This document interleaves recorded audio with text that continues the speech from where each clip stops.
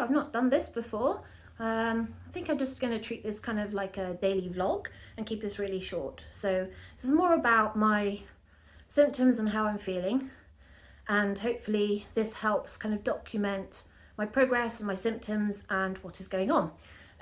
So we are on day one of the vlog. It is the 8th of February, so Sunday the 8th of February, and this morning when I woke up I was quite breathless. I've been breathless overnight. I've been really struggling with my upper chest being really tight. Usually when it gets serious it's when upper and lower chest gets tight, and then it's really difficult to breathe in. As you can see, I'm slightly struggling to get sentences. My upper chest is really tight.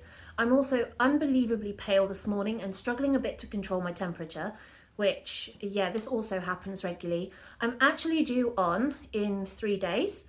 So we're about the time when my hormones start peaking towards that kind of going into my period. Usually it goes up at this point and then comes down.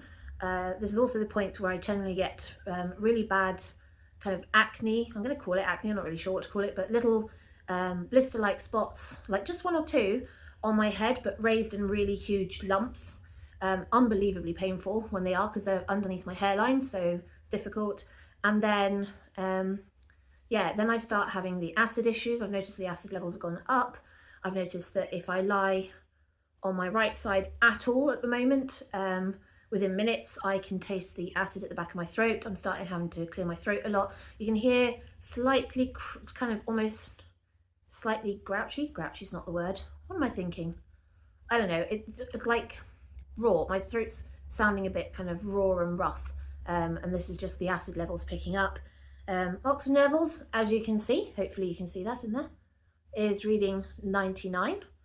So I've been practicing my breathing exercises to try and keep my oxygen levels up. This morning it was reading 94. Well, it was bouncing back and forth between 94 and 95 for the good first hour until after I took my meds and the steroid inhaler and then the blue inhalers, which is kind of the standard routine that I go through in the morning. And basically that's kind of helped push everything back up so that I can just kind of keep going. But as you can see, it's a little difficult even just to try and maintain a conversation. So yeah, it's not so much about the oxygen levels, although looking at how pale I am, God knows what's going on. It's more about being unable to get a lot of kind of air into my lungs. Peak flow this morning, so 3 tries. First try was 420. That's usually always my highest one, is the first one I do out of 3. And then I was at 390 and 400, which shows that usually from my kind of 450 to 500 range, which I'm normally at the moment, since everything started kicking off last March, this just kind of shows that the capacity has gone down a wee bit, which is probably why I'm so out of breath, because I'm not able to get enough air in at the moment to try and just to try and kind of keep a sentence going. And the coughing is because there is a lot of acidy gunk at the back of my throat, which is really not helping either. Stomach is just not happy. We've got mild bloating at the moment. That's kind of about normal for about this point. It can suddenly jump to being really severe or not.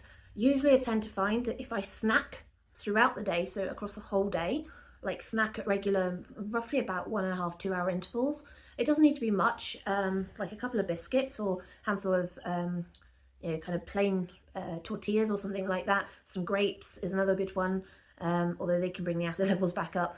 That if I keep that up throughout the day, it kind of maintains this level, and that's fine.